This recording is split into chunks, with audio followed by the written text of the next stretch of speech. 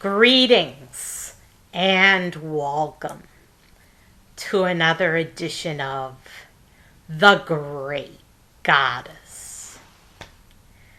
Praise be to Goddess.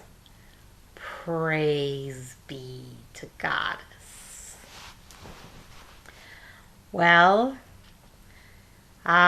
this is a Friday, and I'm sorry that my video is over 2 weeks late now. It was only supposed to be, I was supposed to make it a week ago on a Wednesday, and now it's already Friday, so I'm really late making my video. But it was an urgent situation, and I just had to reach out to you guys, and I just want to let you know that every minute I was away from making one of my videos, I was thinking of you guys. I can't help it. I was thinking of you every minute, wishing I could do my video every minute of that time. Just thinking about you and wishing I could make my video, but I couldn't. Unfortunately, I couldn't because I had so much work to do. And for 2 weeks straight, I worked without a break for college. And I pulled an all-nighter, and the all-nighter completely devastated me. I was a basket case after the all-nighter. And last night I pulled another all-nighter, and I haven't slept at all. And I just want to let you know that I'm completely overwhelmed. I'm just in over my head with the amount of schoolwork I have to do and what I have to do. But I've been working on my own projects anyway, even though I'm supposed to be doing schoolwork to the exclusivity of everything else. I have been working on my own projects, and the thing that I'm most interested in right now is like starting a business. And not just any business, but maybe like a vegan restaurant, and maybe an organic farm, or if it's not organic, at least as close to organic as it can be. Naturally raised vegetables farm, even if it isn't USDA organic certified. That certification, folks, is really hard to get, the USDA organic certification. They give people a ton of paperwork, and they make it really hard for them to go organic. So some people are opting not to go for the certification, and instead to say that their produce is sustainable or naturally farmed or something of that sort. And it's really, really tough to get the certification. They have to be, even if they only operate locally, they have to be certified in 38 states. And they're just not big enough of a farm to produce for the likes of Whole Foods Market. Organic has gone big. It's gone big. And because it's gone big, it's hard to know whether or not they're really organic or not. There's no way really to know or to tell because it's big business now. But it's really hard to get the certification. It's really difficult, really tough. Tough as the nails. Hard to get the organic certification. So that's what I've been looking at last night. But I've been studying all my subjects, all sorts of subjects related to business. And just trying to get my degree, but I'd really like to start a business. And I'd like to start a nonprofit dedicated to Goddess and helping the poor and the needy and that sort of thing. So I just wanted to tell you some things today. First of all, the first thing I have to tell you is please, please, please don't drink the KoolAid. And you wonder, what does that mean, don't drink the KoolAid? I've never heard that before. What's KoolAid? Don't drink the Kool-Aid. It's a reference to Jim Jones. Jim Jones was a mad dictator of his sorts. He was a religious fanatic, and he was insane. And he led all his followers astray, and he gave them all cyanide-laced Kool-Aid to drink. And many of them died. And it was all because they did what he told them to do. They knew they would die. They knew they would die, okay? But they did it anyway because they loved him so much. And he told them all to drink the Kool-Aid, and they did, and they all perished together. Horrible mess. Well, the Jim Jones of our times is upon us. It's Donald Trump. He now has told people two things during his daily conference. He told his press conference. He told people that were afraid of coronavirus or who had coronavirus to inject themselves with disinfectant, and he told them to irradiate themselves with UV radiation over their whole bodies. And he said it in a very, very incoherent way. He didn't sound like a genius at all. He sounded quite mad and quite incoherent. And he's losing his marbles. He's losing it completely now. If he ever had his marbles. He really didn't have his marbles, but he's lost them now. He's lost his marbles. He is telling people to inject themselves with disinfectant and to irradiate themselves with UV. Now, the UV, they might survive. They might get burned over 90% of their body, but they might survive the UV lamp. But they're not going to survive injecting themselves with disinfectant. So I'm asking you, and I know that you already know this. I know that most of you are intelligent enough to know that even disinfectant taken internally is a poison to the body. And that's even worse if you inject it into your bloodstream. But please, please, please do not do what Trump told you to do. Please do not inject yourself with disinfectant, because you will kill yourself. And all his followers that listen to him every day and do what he says all the time are going to inject themselves with disinfectant, and they're all going to die.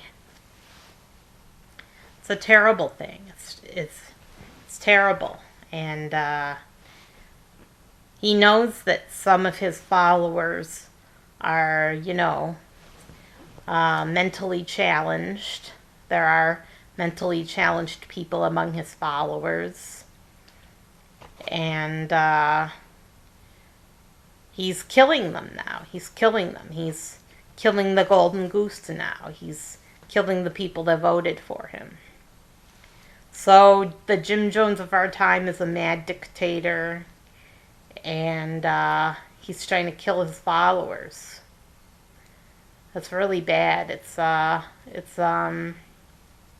He must be stopped at all costs. I mean, people don't vote against him now. They're really, really daft. Just really daft. And maybe they're motivated by hate. Maybe they're just so full of hate. So full of hate. And they think everyone's bad but themselves, and they think that everyone else is evil. Well, if you want to see evil, just look in the mirror, right? But as I was saying, yeah, it's a really sad situation that we're in now. I hate to use the word sad. Donald Trump has polluted that word, but it truly is a sad situation, and I don't know what to say. I'm just totally speechless. Now, to get to the subject that I promised in my last video I would get to, I am going to discuss with you sugar. We're going to have a conversation about sugar today.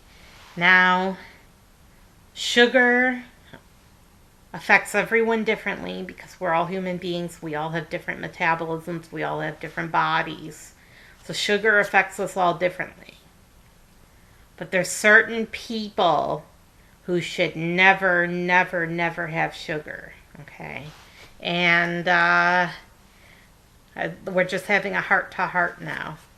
Some people who shouldn't have sugar, and it's in my genes too. I'm one of those people that shouldn't have sugar, but could you be one of them?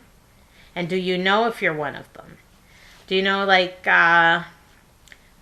something like 75% of people with pre-diabetes don't even know it? Now, why is sugar bad? Why should we worry about sugar? Coronavirus, people. It's the coronavirus. Okay, so it's COVID-19.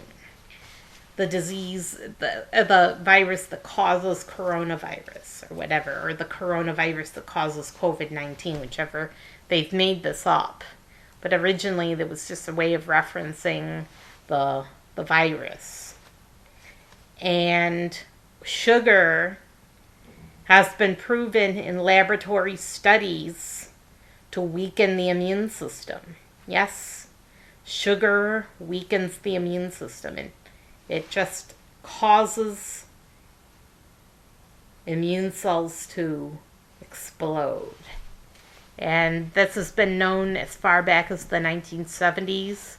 We have better studies now. Now that it's 2020, we have better studies than we had in the 70s. So 70 to 80, 80 to 90, 90 to 100, to 1,000, 2,000 to 210, 210 to 220. 5 decades. We've had 5 decades to figure out that sugar is bad for us.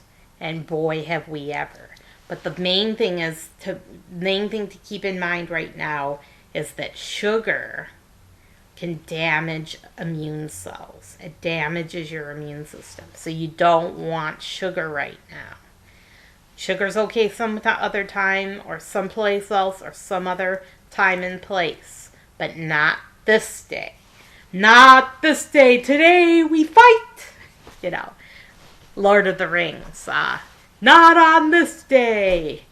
Not on this day. You're not going to have sugar this day or the next day or for many months to come, because sugar weakens immunity. And how does it do this? Well, as I said, it causes the glycoproteins on the surface of the immune cells to all become denatured. And it causes immune cells sometimes to explode. Blood cells explode when there's too much sugar. And it weakens the immunity. So they've proven that the immune system has a poor or delayed response when the blood sugar is high. And we have some evidence that it's especially bad with COVID-19, specifically as an infection, because diabetics are very vulnerable. I mean, if you thought 1 in 8 was bad, your odds of being 1 in 8. The odds of a diabetic coming down with it are 3 times higher. 3 times. So it's something more like 1 in 2.6. So it could go either way. You could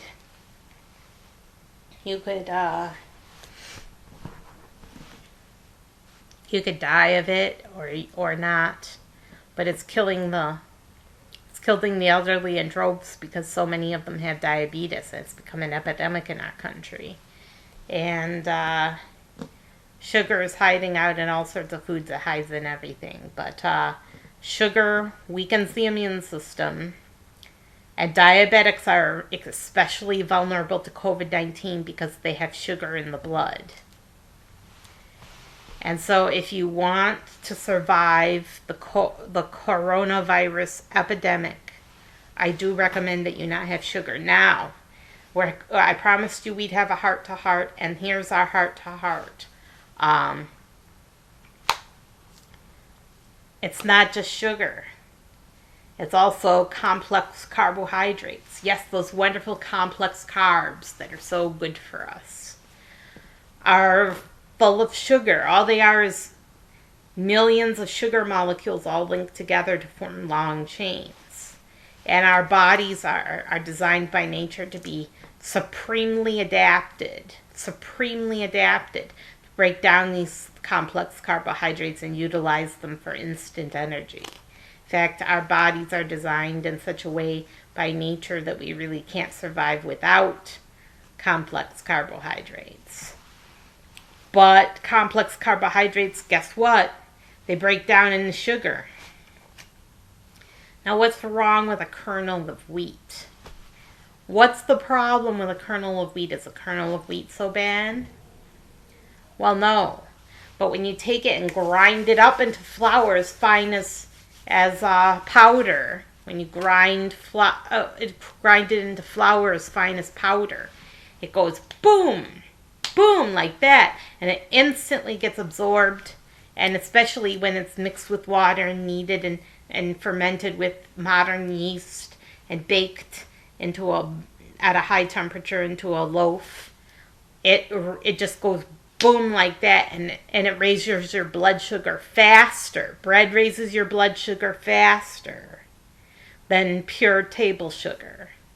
So think about that the next time you're eating a loaf of bread or making your way through a loaf of bread. It raises your blood sugar more and faster than table sugar. You might as well just gobs and gobs full of table sugar, have a big soft drink, because that's what bread does to you. So what can we have? Well, we can have carbohydrates in moderation. As certain carbohydrates, according to the glycemic index, we can have more of than others. Okay? Just something to keep in mind here. There are certain foods we can have more of than others. So I've made a list of high glycemic foods. Portions per every 5 hours. Now 5 hours is just some magical number that scientists picked out of thin air. They just made it up for a study and thought 5 hours was a good amount of time. But 5 hours, because the study was done that way, and because it was done with a certain dosage, in order for the effects of it to be replicated, you have to do it exactly the same way. So here's the recommendations. Now these aren't recommendations of what to eat. Okay, this is what not to eat, but you can have it in moderation. That's the thing to keep in mind. Everything in moderation, that's the key. You can still have it, just don't go overboard. And if you can avoid it, do so. But if you can't avoid it, then just have it in moderation. And here's the foods. In every 5 hours, you can have 1.5 bananas or 1 medium to large russet potato or 2 slices of bread, hopefully with nut butter. Now, I think when I did this, I went a little too far because my doctor told me that you should only use 1 slice of bread and cut it in half, that you should only have 1 slice at a time. So you can actually cut these amounts in half, like you can have 3/4 of a banana just to be on the safe side, or half a potato, just cut your potato in half, or 1 slice of bread. So you can modify this according to your needs. But if you're a big man, it's okay to have the full portion. You can have 1 cup of orange juice, apple juice, or grape juice. 1 cup, that's 8 ounces, so it's a little thing. Okay, it's a little cup. Okay, and you can have 1 portion of breakfast cereal, 1 portion. So when it says on the box, usually it says to have half a cup of cereal with 1 cup of milk. Stay to that. Don't go over 1/2 of a cup of cereal. These are to be avoided at all costs.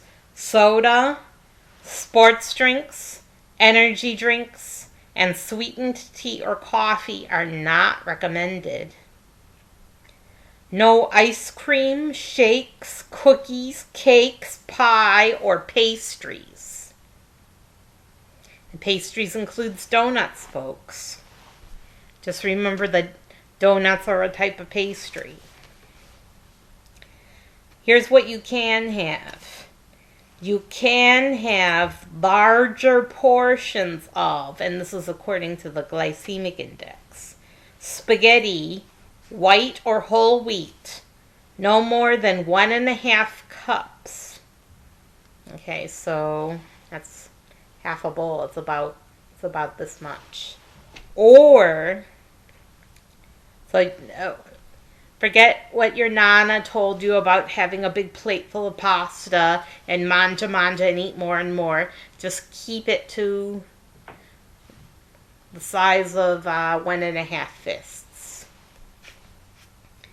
Okay, or you can have rice noodles, 1 1/3 cups, because rice noodles are more glycemic, so you have to have less. 1 1/3 cups. Or beans, you can have 1 2/3 to 2 cups, depending on the type of bean. So go ahead and have a whole can of beans at once, and you can have that every 5 hours if you like. Or, but remember, if you have the beans, don't have any other carbs. Don't go to town and have rice and beans at the same time. Just have your two cups of beans and nothing else for 5 hours. Or you can have 2 small slices of pizza, 1/8 or less of a whole pizza each. So 1/8. The slice should be 1/8 of the pizza, so it should be cut in eighths. And no crusts, based on a medium 14-inch pizza.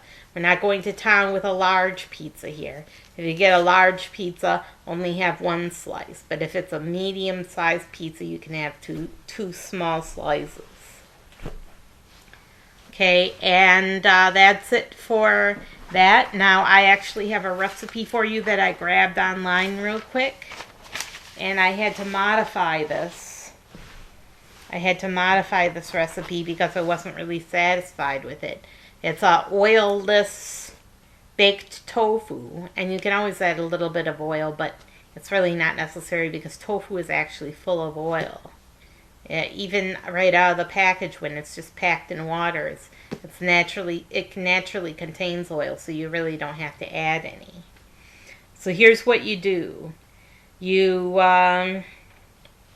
first you cut open the box of tofu, and then you drain it, and then you use the wrapper to press down on the tofu. You press down and you turn it like this and drain it while you're pressing it. You just press it all over until you've gotten a lot of water out of the tofu. You don't have to play with plates or make it perfect because you're going to eat it anyway.